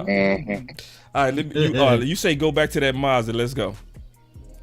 And then there was kind of a general consensus that Mozzie didn't quite live up to what we kind of wanted out of that spot. Do you feel like you can still draft at the one? Man, I got a clap for me. Yeah. I got a clap for me. No, give yourself a perfect. Okay, I'm gonna give me a perfect too. Do it right. Do it. Yeah. They got the final word messed up. The final word, yeah. They got us messed up, mate. Perfect. Man, let's go. Tech position, despite having invested a first-round pick in that last year. Well, first of all, he didn't play as much as we would have liked, and I think it was a little it was a learning process with him, learning what Dan wanted out of the defensive lineman. We knew when we drafted him out of Michigan, he was asked to play the one technique a little different than Dan likes to see it played. I think the way Zim's going to ask these guys to play is probably a little more in line with what he did at Michigan, but we feel really good about Mozzie. We happen to have some good veteran players, but that's one of the great things that happens when young guys get a chance to step up. Obviously Tolbert had a slow year his rookie year, but then stepped up and played really well. And we anybody mention Brandon Cook? No. Expect him to continue to grow as a receiver. It's not, it's not often that young guys get to step in and play right away. And Jalen Tolbert did not play really well. Right. Jalen Brooks played pretty well. It's all fake news. Right. You saw it's phony stuff. You seen we saw enough of Jalen Tolbert to know that he's a third or fourth guy now. Yeah. Oh, you see this guy? See this guy? Number one bullshit guy. He do the wee woo. Happen that way, especially on playoff teams. But we feel really good about Mozzie. Steven, I know we got some time constraints. What's your thoughts on that, Law? Well, he said the things that we all been saying, like, as a D tackle, you can't learn that on the sideline. You throwing away valuable time and references of putting him out there. There have been many of games that he was healthy scratch guy. And I get it. We want to win games with Jonathan Hankins and whoever else we had inside. But Mozzie, it's going to be a 3-year project. Here's the thing. When you drafting and developing those type of guys, they got to be out there on the field and getting things going. Mozzie, to a degree, he was a guy that he just mentioned that Dan Quinn wanted to play him a different way at that one tech. Well, there's Yeah. only one way to really look into it. He Right. have to get out there in order to see what he can and can't do. And on top of that, don't try to gaslight it now or lead off with the fact that now Dan Quinn, it was his issue with Mozzie. No, look, you paid Coach Durday, who's now a defensive coordinator for the Seattle Seahawks, to teach those boys to do things. And you can't be spending all of that first round draft capital on the sideline. You can't do that. So that's why I said when you draft guys, make sure you do it with complementary pieces. And that's where you go into the free agency and make sure you shore that up. That's all they had to do. Yeah. Look at how the 49ers build. It's what they still gotta they do. had the same thing. They still gotta went do and it. got that. And Yeah. they still got to do it. Yeah. And I'm hoping they do it after the draft. Because what can happen after Yeah, the true that. draft is then, like, well, you know how it is. Sometimes you draft players and then you'll have a guy that's overpaid but good and you'll let him go. Yeah. So I'm praying for the second wave of free agency, which happens after the draft. You know, what happened with Georgia Local? They drafted Jesse Bates, right? At a deal, because nobody expected Jesse Bates to get drafted where he got, because he was a good safety. And then they was like, well, why are we paying Georgia Local? But Georgia Local was decent. Was he amazing? No, but would he be? So I hope that's what we do at DT. Yeah. Get somebody, man, that's out there that can complement. And you already got a shoulder situation with with Mozzie, so he's going to have even slower of a return to come back. So he's leaning more on the waist side of it, And I'm hearing this from my guy, Big Game James guy, who introduced me to him, B-Tuck. Hey, B-Tuck ain't gonna lie, Big Game. Yeah. And he said that, hey, Mozzie gonna have to work on head, shoulders, knees, and toes. I said, shoot, what else? Eyes and ears and mouth and nose, because that means this dude got to work on everything, And he ain't gonna sit around and lie to me, And he said he got to work on those things. Big. He put his money out there. Well, I mean, these guys just be dropping the ball. I went through I go through the draft and I was looking at John Ridgeway, 6'5", 325 pounds over there at Washington right now. Right now. Why did you cut him in the middle of the season? You could have had 3 young guys. You cut Bohanna last year. Nobody said Bohanna was great, but this was going in year 3, right? We're talking about year 3 and we saw Bohanna look improved in the preseason.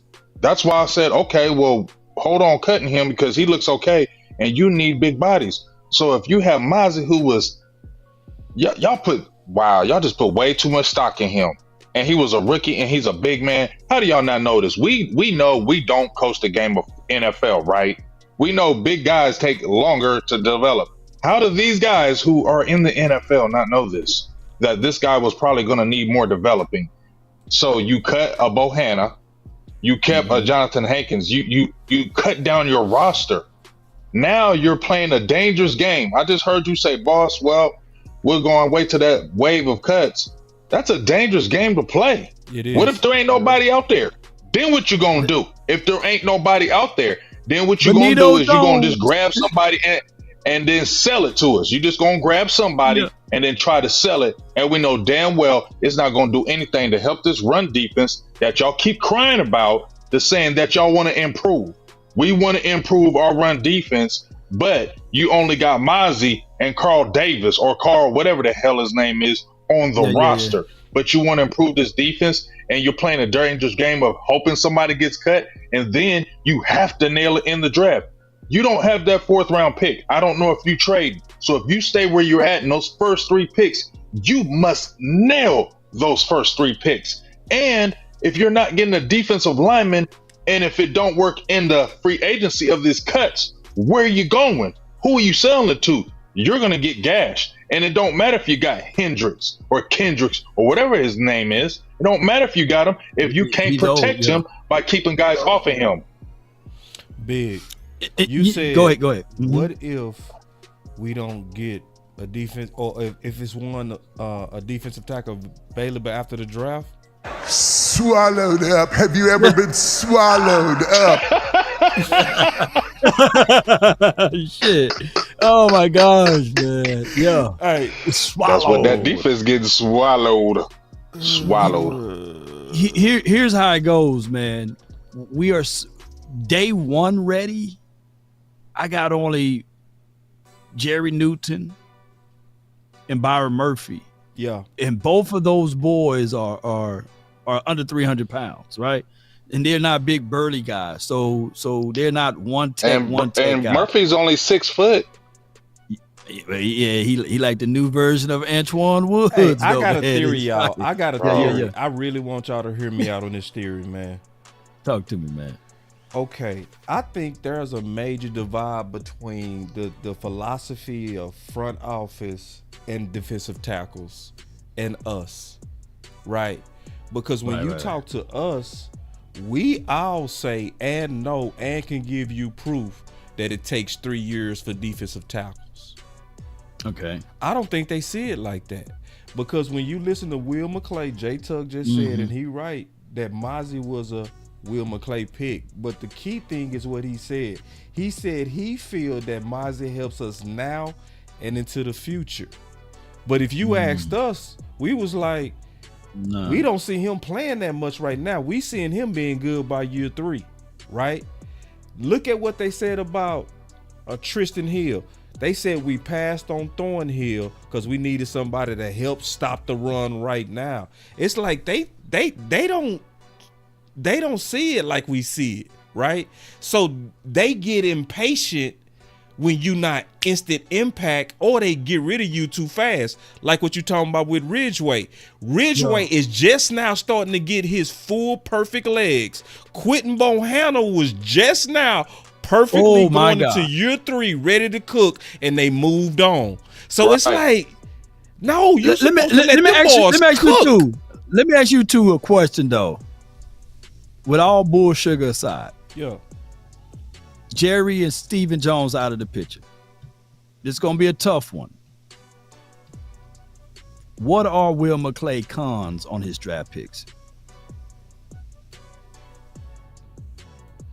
I know we talk about like what is his strength and what is his cons. Like sometimes you can be good at scouting, and hear me out. Don't shake me with the butter knife, people, because Will is our guy. It's cool. McClay ain't perfect. He ain't perfect though. He ain't perfect. He ain't faultless now. I got so where's his answer. strength at in finding players, and where's his weakness at? Everybody got a weakness. I'll tell you his weakness. You said his weakness. You said his weakness a year ago. I could go pull a clip and it was perfect. Perfect. My boy Law said, go along, get along game. That's his weakness. Is that that Stephen Jones will lay out and eat it. He a good old boy. And he says, yes, sir. I can do it, sir. Yes, sir. He's a good old boy. Yeah, he don't just, man, absolutely not. This don't make no sense. No, he not one of those. No, he not one of those. Wouldn't keep him if he was one of those. No, he probably wouldn't stay. And see, and Law also said, let me go find what you just said, boss. I'm gonna go find this clip. Listen what you just said, boss. Listen what you just said, though, boss. You said he probably wouldn't stay. No, they wouldn't keep him. Right. Once again, that goes back to how you have to stay in line with the Cowboys. That's another problem with this organization. When I said it before, when they said it's a privilege to play here, I feel like they really feel like that, and you'll stay in line with them. If you get out of line, if you talk too much, if you say too much, it will get quieted or you will be gone. That's been shown. That's been proven. When people start speaking out, remember Voluntary Poe? Remember when he said, "Hey, we shouldn't be doing this." Well, how come right after that? Oh yeah, he was 380. It was like 2 weeks he was after that. Yeah. Then they he's too big, he out of shape, he got to go. No, he get to talking about that knee, and he would got to go. I'm gonna find this clip, dog. I promise you, Law killed go it, along, bro. get along. Oh my Law, goodness. I'm talking about you was in the zone. Yeah, because it was when I know it because I pulled all y'all clips. I pulled Tuck clips. I pulled Joe clips. It was just highlights of what y'all said that was like, ooh. And it was one of them. And you also said this, Law. You said, why do you think we do so well in undrafted free agent? You said that's because when Will McClay actually has full autonomy. You said it's too many heads. Man, you forgot what you said. Boy, you was I forgot what I said, bro. So his strength is when he's left alone. Yep. And his strength and his weakness is he'll go along and get along. He runs the play given, and he say yes, sir. Like yes, so, sir. if they say build it through the draft, he gonna say yes, sir. Build it. Yes, you know, sir. Yeah. he not gonna say, you know what, man, listen, y'all, I know we've been trying to do it this way, and I think on some things he pushed back. But he don't push too much. He push himself out of there. Can I say this though? Can I say this? Yeah. Jerry knows how to manipulate. Okay, Jerry knows how to manipulate. True. And that's what he does to the fans. That's what he does to people. He knows how to manipulate you. So, what Jerry does in my place, like with Will McClay, he takes care of you swellly. He takes care of you. His former players take care of him. So, if he takes care of you, when any kind, remember you was talking about Law with Jerry going through stuff and Steven, they got dirt. But you know, when he looking out for players, they don't come back and be like, "Oh, Jerry this and Jerry that." No, he it's calculated too. I need to keep people on my team when it go bad. They say good things about me, and that's why another reason why he take care of people and look out for people. So when it go bad, you better have my back because you don't see them extra stuff saying nothing about Jerry and stuff like that. No, they don't. Because it's called like you're right, bro. Hold on, watch this. Watch this. Will McClay from today on 105.3 The Fan. Gotta send me that. Oh, I got one part that stuck out to me, and it's gonna confirm that what Jay Tuck said was the truth. So listen. You can't handle the truth. It takes a partner. That's all you're looking for. Someone to say that you're allowed to, and you are good at hitting on the strengths and weaknesses of players, and then them being able to put them into the system. That's the most important thing. Is if you pick them, you got to use them. So hold on. See, don't let that go over your head. See that was quick what he said, but that goes to if you pick them, you got to use them. Yep. If you pick guys, you got to use them. Is for someone to say that you're allowed to, and you are good at hitting on the strengths and weaknesses of players, and then them being able to put them into the system. That's the most important thing. Is if you pick them, you got to use them. See, he telling you the philosophy. If we pick them, we look at it like we got to use them. Yes, so man. Remember when he was talking about in that press conference, right, in the war room? What did he talk about? The depth at guard. The same philosophy. Yep. It's the same philosophy. So, so Tuck and is it's right. cheap. He not. I know everybody's saying I trust Will McClay. We tell Tuck and Will saying the same thing. They saying the same thing. The same thing the OC saying. Listen to him again. Here we go. You got 2 minutes. We're just getting warmed up. Will, who would you take? Personally, I would go with Mozzie because I know that he helps us now with the guard. I love the guard too. My question is. So we talked about that both, right? We had that both, so we agree with that. We already said that. Here we go. And he said the guard, so here we go. You're adding something to it where we have depth. I think the defensive line. See? Depth. What did he say? If we pick them, we go use them. So it wasn't about the player. It was about the budget. It's about we are going to develop these guys. That's what we're going to do. We're not going to get a guy right now that we know are just better than him right now. We are betting on upside. And this is what I start peeping, especially from my partner Q-Dog who called in, right? My partner Q-Dog called in, Coach Q, and he said something that stuck with me. And it's facts when you really think about it. And it made sense on every one of our picks. We draft ceiling. And we try to get coaches to take them all the way up. You got me old. That's why we bet on ceiling. You chilling, big. Because all of us was talking about Mozzie's motor, right? So Watch based Lau, on how though. he Watch when played, Lau come in. Some of us gave him a second or third round grade. But based on what he Oh, was this is capable old. of, Yeah, this is last year. some of us This gave is him a last 15 year. grade. I got the same 15 outfit grade. Bro, you on fooled. though. Bro, you got me fooled, boss. I was like, what the hell's going on? That's not with me. pick 1, pick 2, pick 3. You know what I mean? Yeah, They did. went with They the did. upside. But here's the thing, and I appreciate you for doing all of that, boss. Yeah. But it's only one driver in the car, in the car, right? But in this particular philosophy, even though you can say draft ceiling, I don't think that Will McClay got the overall power to say, hey, we're drafting X, we're drafting Y, and we're drafting Z. Right. Because you got so many people saying, nah, let's take left, now let's take right. Yep. So that's why we see some of the things that happens the way it happens. We know Right. Stephen Jones don't watch all of that tape. What the hell he's even in there for to have an opinion, right? or even Right. the other guy. So when we see like other people do their thing, it goes to show you that, like, man, come on, man, let Will McClay drive. But Law, you know that ain't Come on, happening. man. Like Just the stuff give that the- you talking just give- about, the stuff you talking about though, Law, ain't happening. And here's another thing. I didn't mean to cut you off, but here's another thing. You good. When you talking about that's another reason why they don't spend in free agency. Yeah. Because if they spend in free agency, they're gonna feel compelled to play that player because of money. Yeah. And we're not gonna play him because we paid him. No, we're gonna play these draft picks because they're cheaper. The and red shirts. These are the people that we have.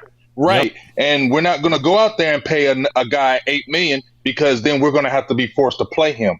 And that's not our philosophy. So because of that philosophy that they have, that they must play their guys, I feel like it's flawed, because if their guy is not good, they'll still put him out there to prove their point.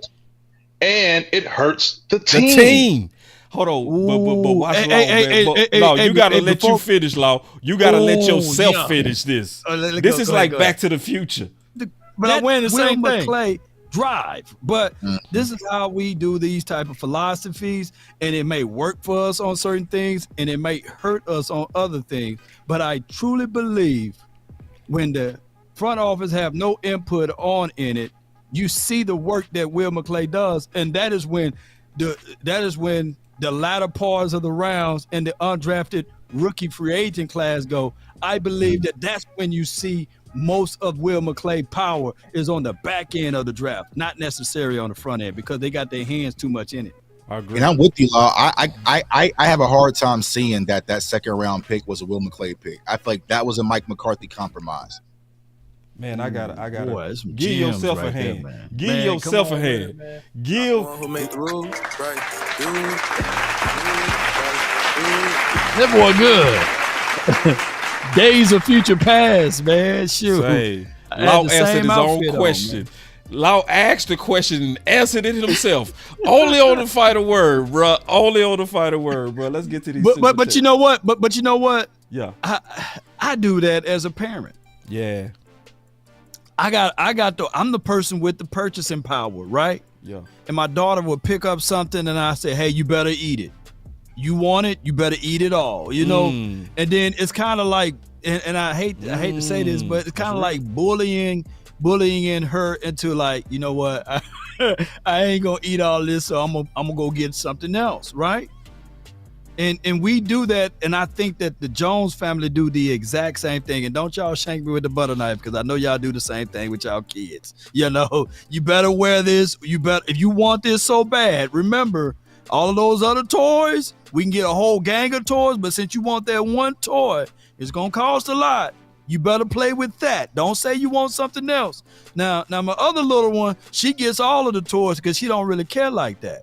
And I think that that's what Will McClay is under. And like I said, too, on that clip, it reminded me, that's his strength on the back end of the draft. Like when you see the Blands or when you see the Terrence Steeles, when they really have to do their homework. I'm quite sure he would, the TJ Bass, he would, the Stephen Jones, Isaiah Lands, John Stevens.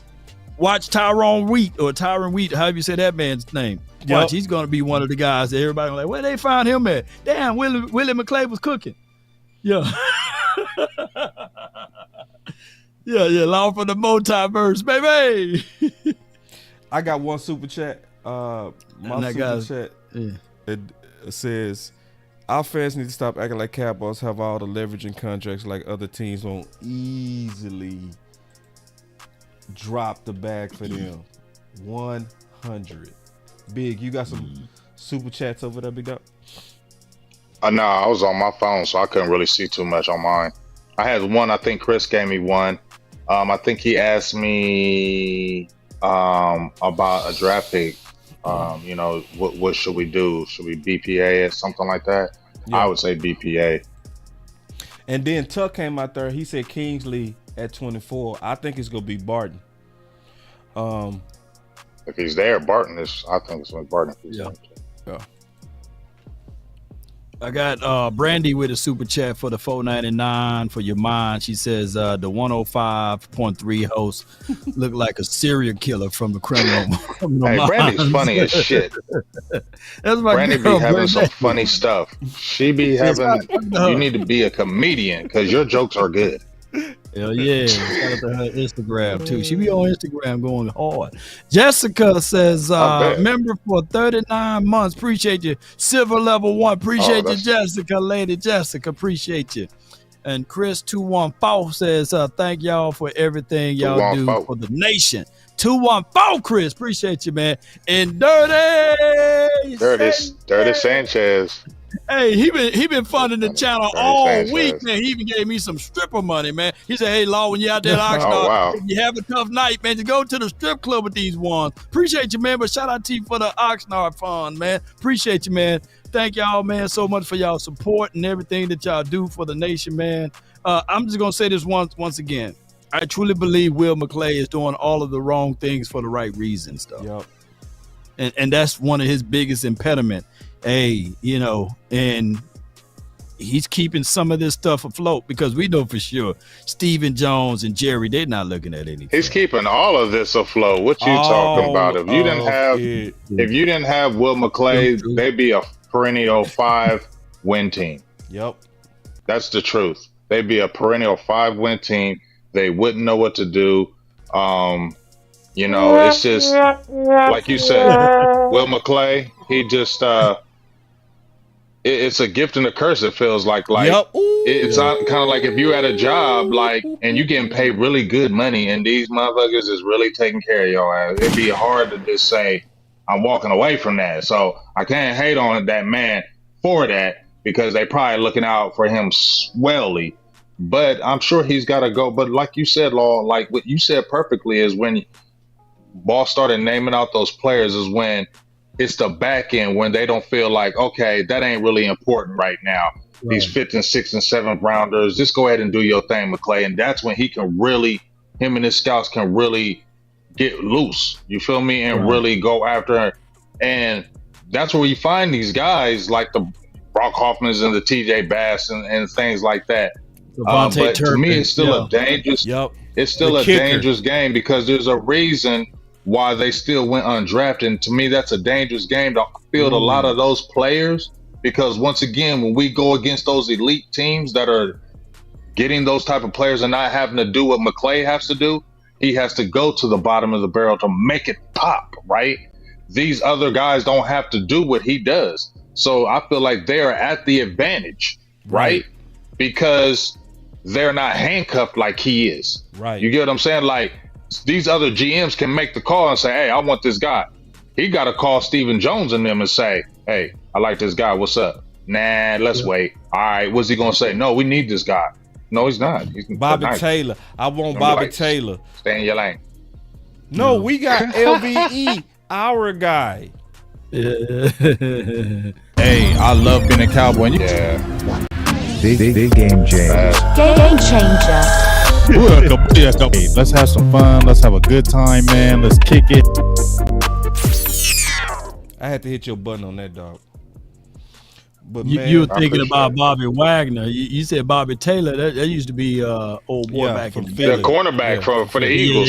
He used to be gritty. He said Bobby Taylor used to Did kill I us. say Bobby Boy, he used to Taylor? kill us. I used to hate him. You Yeah, did. Bobby And Taylor, I started. Wasn't he 21? Wasn't he number 21? he Law was 21. Wasn't he? Like He used to get on my damn nerves. His Played tall at Notre ass. Dame. His tall ass. Yes, Yeah. he used to get on my damn nerves. From East Texas, played at Longview. I know all about Bobby He Taylor. was nice. But I meant Bobby Bobby Taylor was Wagner. nice. Thank you on Bobby that, Wagner. I got you all the time, man. Yeah. Hey, I was rolling with. I was rolling with it. I said, "Oh, boss throwing out Philly guys. Maybe he's something I don't know about." So I'm gonna disagree with him. hey, we needed a damn Bobby Taylor back in 2002. Dog. Yeah, he was balling though. He's 50 now though. I'm looking at his Wikipedia.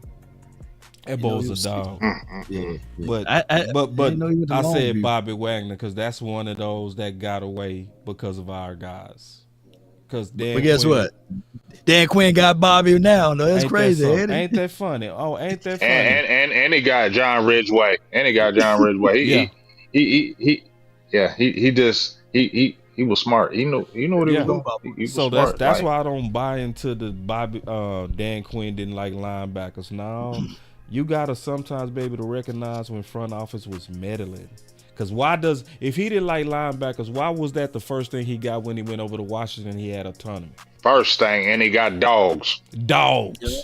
The first thing he got when he got the crazy thing, the first thing he got when he was here. Shit, he got Michael Parsons, a linebacker. Thank you. And then people forgot that it was publicly Bobby Wagner was saying he was in direct talks with Dan Quinn, but he don't like linebackers. Man, is the orphans though? No, what you call it? And he had nothing but linebackers. He had nothing but linebackers. Malcolm in Seattle. Smith. You heard? I mean, dog, look at the interview from Wanye Thomas. They asked him. I think Tuck asked him. He said, "Does Dan Quinn like linebackers?" He said, "Hell yeah, he liked linebackers." That's what he said. He said, but he said injuries came up, but I don't believe that. I feel like that was politically correct answer because you're on live and Cowboys are watching you. I don't care what them Cowboys players say. Cowboys people are watching you and watching what you say. And if you go out there and say the wrong things, there will be repercussions. That's just like you being on a podcast and your damn job is listening to you and you say some damn things about your boss. You think your boss ain't gonna say nothing to you when you come to work the next day? Oh yeah, especially he ain't got his contract guaranteed. Or you, yeah. Or you think if you knew your boss was in your feed, you gonna say all that shit? You gonna say all that shit when your boss in your feed? You definitely gotta You ain't walk gonna say on nothing. eggshells. You definitely you ain't saying gotta nothing. walk on So cut it eggshells out. with the Dallas Cowboys. You cut it out. Especially They ain't if saying they're nothing. drafting free So I don't agents. want to hear that. They not gonna talk at all. Here's That's what's why gonna Michael happen. Wynn got his podcast. Here's what's gonna happen.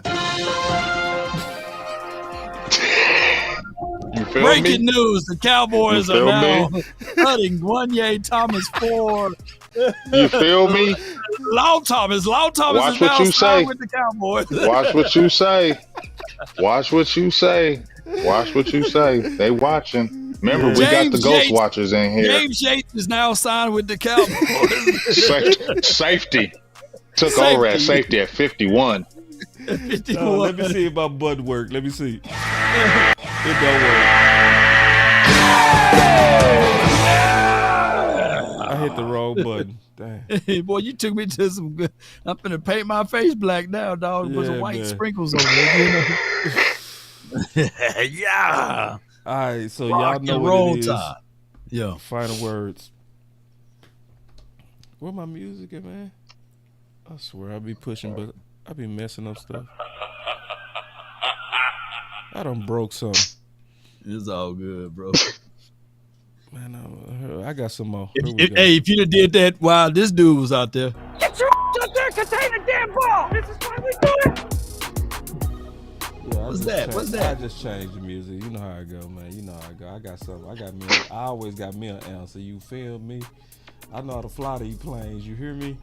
I All right, here see we go. you, bro. I see you. All right, so on these final words, man. First of all, I always love doing the final word. I do. Like it's never changed, bro. It's only a few of these I ain't like. I ain't gonna lie. It's been a couple I ain't like. But every week, my boys be bringing it, bro. be bringing it, and everybody be bringing it, man. I just appreciate it, man. And also shout out to Jazz. I want to say thank you, Jazz. If you still watching, I really appreciate it. You did an excellent job of showing major intelligence and balance as you went through the details of what was going on with Dak Prescott. And the good news that this is actually getting behind us, man. So I'm happy about that. Sadly, this is still the case where we're stretching Will McClay, and as we're a week away from the draft, we stretching him again. But he has turned water into wine a lot, and so we go expect him to do that again. It's very frustrating, just to be honest, I ain't gonna lie, to just see Steven go out there and say stuff like, oh, the fans, oh, they just don't know about Matt Walesko and right. It's all fake news. It's phony stuff.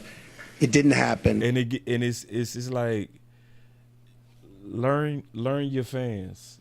Now, I do know that there are a lot of fans that are very ignorant. I do know that. It's a lot. Yeah. But it's a lot more that's very intelligent, and I will want us to one day be treated that way, to where we do understand that actually signing Dak is going to help relieve the cap. We also know that signing CeeDee Lamb is going to help relieve the cap. So all these games that we couldn't spend no money because we only got so much pie. Like, when you keep running the same play, eventually you go get figured out. Y'all run the same play and say the same stories every year. Eventually people go figure out that it's all fake news. It's phony stuff. It didn't happen. And then we don't have your back anymore. That's what happened. We stop having your back. We stop believing in you, you know, because we see you just giving us that. Oh, you see this guy? See this guy? Number one bullshit guy. He do the wee woo. And none of us want to feel like we getting BS, you know? So, you know, we really just want you to be quiet. Yeah. That's really what we want. We want to be like the other organizations to where, yeah, Justin Jefferson got a hold out, but guess who we ain't hearing from? We ain't hearing from their front office. We ain't hearing from their owner. We want to be like that. But we know that ain't gonna never happen because y'all make so much money off publicity. But one can wish. That's my final word. It's a great one.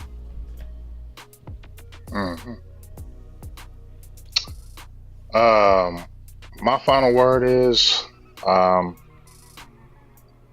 it's just hard for me to believe. You know, I know Jerry wants to win this Super Bowl another one before he goes, but it's just hard for me to believe that they go to bed at night frustrated when they're the number one money-making organization out there that they haven't won a Super Bowl. You feel me? Like, it's hard for me to believe y'all going to bed hurting because y'all 400 in the positive. Like, you ain't won a Super Bowl, been to a Super Bowl in 30 years, a championship game, and yet you're still the highest grossing team. It's finding it hard for me to believe that y'all crying the blues. So I just wonder if winning is number one, because that brand is still number one. And I feel like that's the power. Oh, hell no.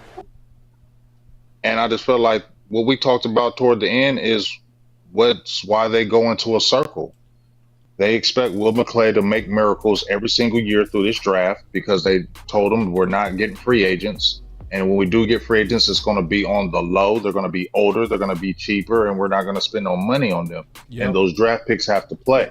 So they put all that pressure on him to make it right every single time. So he's going to have crazy pressure in this draft on these first three picks to get these right, which to me is not fair to him, because if it doesn't hit, who gets the blame, right? It's, see McClay. And that's the thing I don't like that's happening here. And also, when he has to make water out of wine from the fourth draft picks on, guess what? Like I said, in these big games, I feel like it shows up. Because was our starting fullback a drafted player? Nope. He was undrafted too. You understand that? Look how many undrafted players and 7th rounders and 6th rounders and 5th rounders Dallas has playing on their team, because they're drafting him because Stephen Jones is saying it, and he's saying, well, that free agent who's probably better is not going to play because that draft pick we drafted needs to play. So the team gets hurt, and I feel like we got to use them. You pick them, you got to play them. Yep. And I also feel like Stephen Jones was let's go your pick because you're the only one that mentions him. Nobody else mentions Matt Waletzko except Stephen Jones. I'm thinking, damn, that was your pick. Is the 5th round pick for Amari. Oh yeah, you got to make this work somehow. You feel me? So he wish it was the wrong plan, but it was like, he is trying so hard to justify. He is trying so hard to justify Matt Waletzko with that trade on Amari Cooper, and that's why he keeps. It's just sad because this ain't changing. Just from my perspective, it's a circle, and it's going to keep being a circle, and they're not going to stop meddling, and they're going to feed us these lies and these dreams and sell us on all this good stuff, and it comes crashing down like it always does. And I'm sorry, I for one just don't see it this year. It's frustrating. Let's hope something happens in this draft, but for you to just say this is my last word, for you to, it's a setup, y'all. If you sign Dak, if you sign CeeDee, if you sign Micah, you don't have anything behind them except all these average players, and then you're going to expect them to carry everything, and the coaches to coach perfectly, and then when it doesn't work, y'all, well, we did our best. No, you didn't. That's my final word. Ooh, good one. Good one, man. Real good one. Draft night, man. I'm just going to say this. It's going to be in Arlington at the Shakertons. I want you guys to don't meet us there, beat us there at 7 o'clock. It's going to be at 1409 North Collins Street in Arlington. And for reservations for the nation is 682-248-3545. Let's get ready. Let's get live. Let's get lit. And on top of this, with this particular team, the Dallas Cowboys, the draft line will be the bloodline for this particular team. We right now in the middle spot. I still think that this team will be like top 5 in offense. I don't know where this defense is going to look like, but I know for sure this offense is going to be intact. We just need 2 things. Offensive line in some shape, form, or fashion, a running back. And I don't think it's Royce Freeman, by the way. But the Cowboys got to get busy. They got to figure out ways, and especially on the defensive side of the coin, we got to get somebody that can hit and fill in some of these voided areas. My final word of tonight is I still got hope. But what hope means for me, hold on, pain is ending, and hopefully it will be draft night. So come on out to Arlington's, the one in Shakerton's, that building there, and let's have a great time. Let's go. DC for life, not for short. Not for short. Let's go.